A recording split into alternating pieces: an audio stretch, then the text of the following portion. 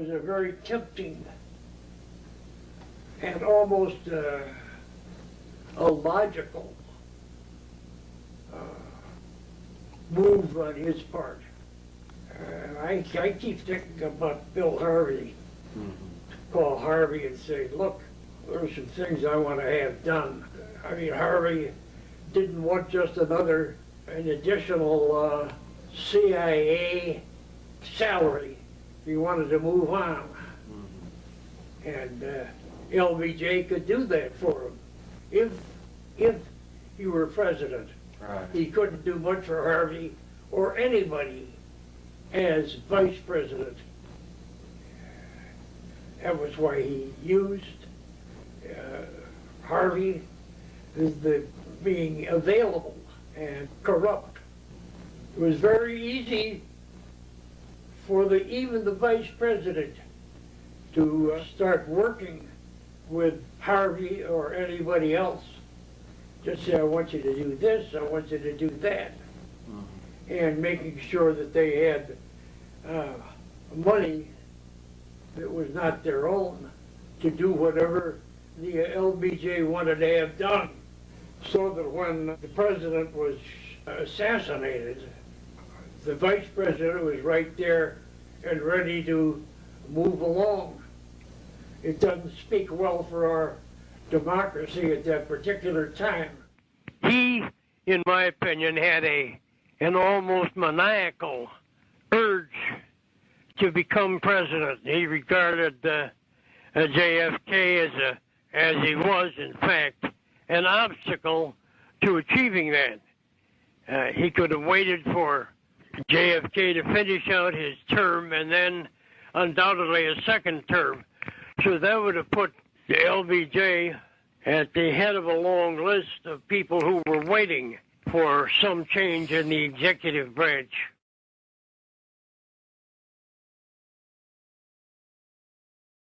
Harvey was just a very strange and complicated individual.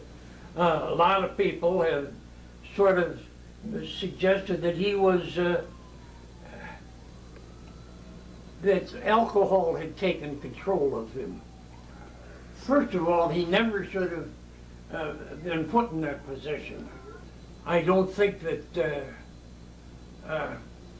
he had a pristine connection with anybody. Always had a gun on him, yeah. Particularly in Rome. Harvey even carried guns into restaurants, and he would pull them out, slap them down on the table to the dismay of other diners, and then he'd settle down to an afternoon of drinking, not eating much, but because he was way overweight, but certainly drinking. He had been a deputy to Angleton and very deeply involved in counter-espionage activities. Well, Harvey had written in a memo at one point when he was running the Executive Action Program that he wanted to use Corsicans.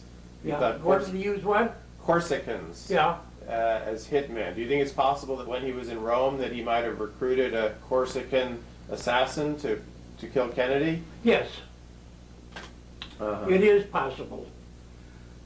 I mean, it's one thing to set yourself up in splendid isolation, and it's another thing to use that isolation as a tool, right, so that you're not an immediate suspect in the case of a capital crime. Right, right, because he was in Rome. Is that understandable? Yeah, okay. Very. My understanding is that Harvey had a very severe clash with Bobby Kennedy around the time of the missile crisis, and that Kennedy basically I think it was earlier than that. guy. And he posted an old slogan somewhere in the agency premises that said, the tree of liberty must be nourished by the blood of patriots. And this incensed Bobby Kennedy. And they clashed on that particular point seems ridiculous. You would think that Bobby would have embraced that particular philosophy, but he did not. And I guess he figured that Harvey was trying to steal some of the glory of whatever was going on in those days. During the Cuban Missile Crisis, everything was extremely tense. And suddenly it was discovered that Harvey had sent a team of people into Cuba, and the Kennedys were very concerned that this crisis might explode into nuclear war. And Robert Kennedy particularly was in a rage when he heard that this loose cannon had added a further element of unpredictability to the situation. Harvey hated the Kennedys. After the Cuban Missile Crisis, he had a confrontation with Bobby Kennedy that virtually ended his career, exiling him to an intelligence station in Rome. We had a terrible experience with the ones that were handling it at the time of the missile crisis. They were going to send 60 people into Cuba right during the missile crisis. Nobody knew what they were doing, and we pinned it down to the fellow who was supposed to be in charge, and he said we planned it because the military wanted it done, and I asked the military, and they never heard of it. Oh my God. This is the same fellow who did put the tunnel under Berlin, and so he was, you remember that tunnel, 1948?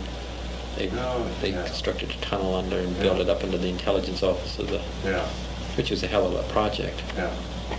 But he did that better than he did this. Of course, I was furious because I said you were dealing with people's lives. And the best of the Cubans, and they're the ones that volunteer, and then you're going to go off with a half-ass operation such as this. We had a meeting at the Pentagon. I never saw it, never seen him since.